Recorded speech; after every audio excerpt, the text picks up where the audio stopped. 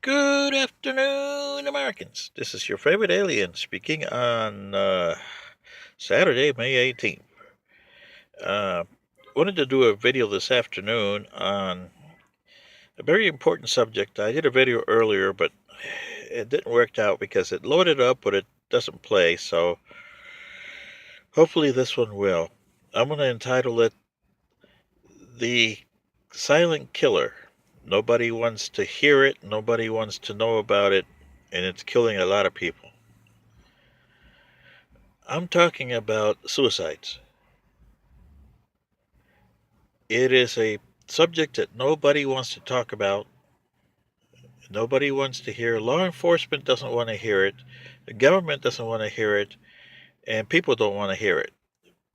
But when it happens to them, uh, they get mad because people don't understand what's going on.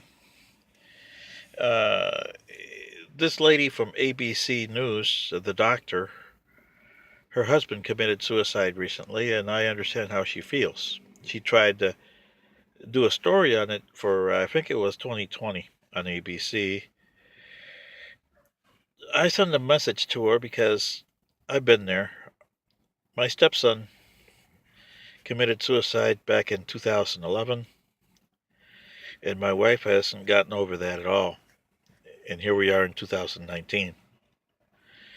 So I know what that lady, that doctor at ABC News, is going through because she will never get over it.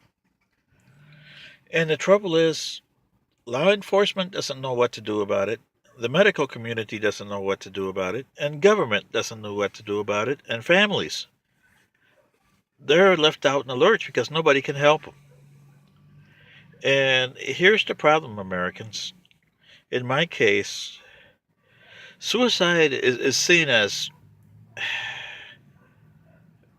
well, you know, just something you don't want to talk about. The law enforcement thinks that it's because a person committed suicide. The government thinks that you don't have the right to commit suicide. And suicide can be caused by a lot of different things, from young to elderly. Doesn't matter. You got a lot of teenagers, you got a lot of middle age, and you definitely have a lot of elderly that commit suicide. My stepson was 34 years old. Young in comparison to some.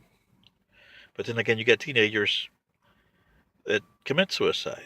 And then you got others that are,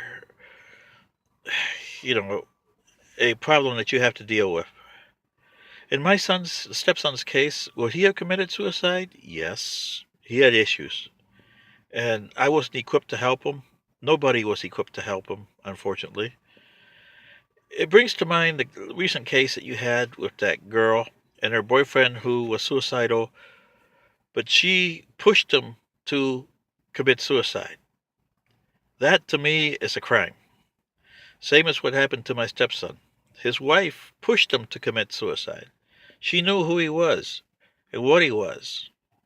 She could have taken the easy way out and divorced him. If he committed suicide then, well, that's because he couldn't handle it. But to actually, because she wasn't getting attention at home, to bring the guy that she was having hanky-panky with to the house and knowing that my stepson is coming in, and then it creates a havoc because the entire neighborhood gets to know because SWAT has been called in. And they don't want my family to talk to him. That, to me, is what I'm saying about law enforcement. That should be considered a crime, what she did, because she pushed him into committing suicide. Would he have committed suicide later? Oh, yes. I have no doubt about it. But this is what I'm saying, Americans. She helped him. And then the law enforcement, the police over at Clearwater, Florida, they're worth not even worth a damn over there. I can tell you that. And I've been in law enforcement. They are worth zero. They treated my wife's family, his brothers and sisters. They give him an escort out of the city of Clearwater because they thought that they were going after her. All they wanted was answers. And she should have said, like she said later, "Oh, I just wanted attention that I wasn't getting." But instead, she, because she had the right as a wife, she controlled the funeral, which was a lousy funeral to begin with. She controlled everything. That is not the way to do things, especially when somebody's hurting.